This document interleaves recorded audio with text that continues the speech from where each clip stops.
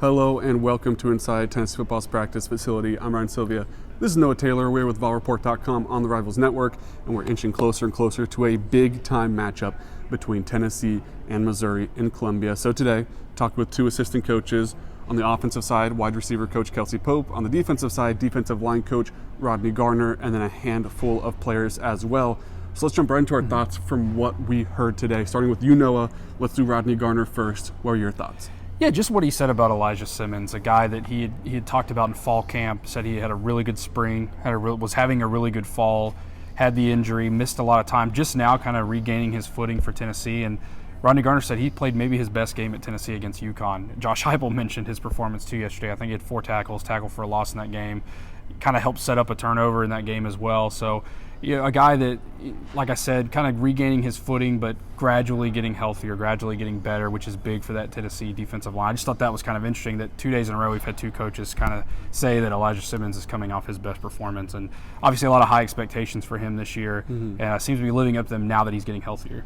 Yeah, and on the offensive side, talking to Kelsey Pope, wide receiver coach, biggest change in that room is the loss of Bru McCoy.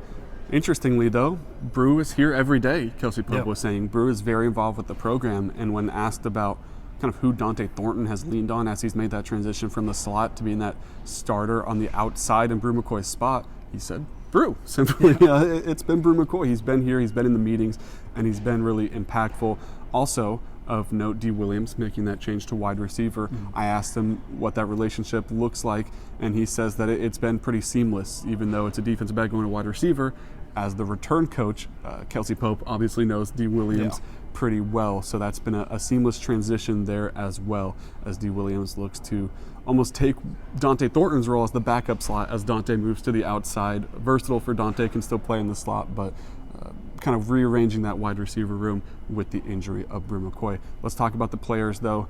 Switching back to the defensive side, what was your takeaway?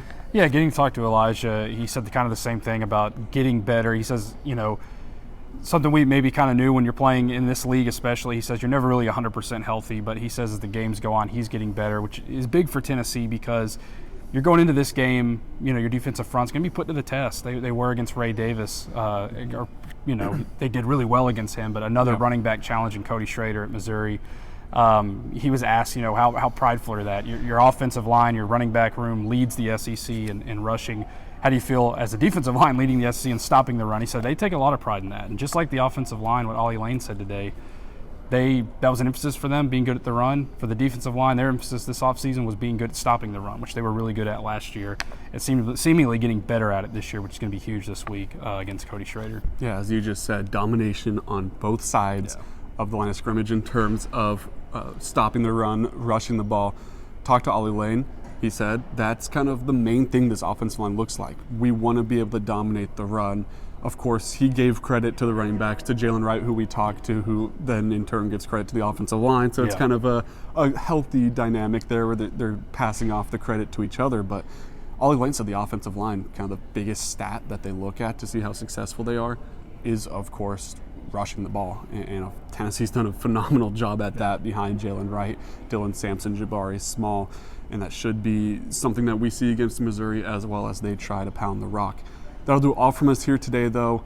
Lady Vols basketball tonight, men's basketball at Wisconsin on Friday, and then football throughout the rest of the week, and then a big game in Columbia on Saturday that we will be in attendance for, and then some baseball coverage as well. You don't want to miss a thing. Head over to VolReport.com for all of that content. Links to everything you need is in the description, and thank you for watching.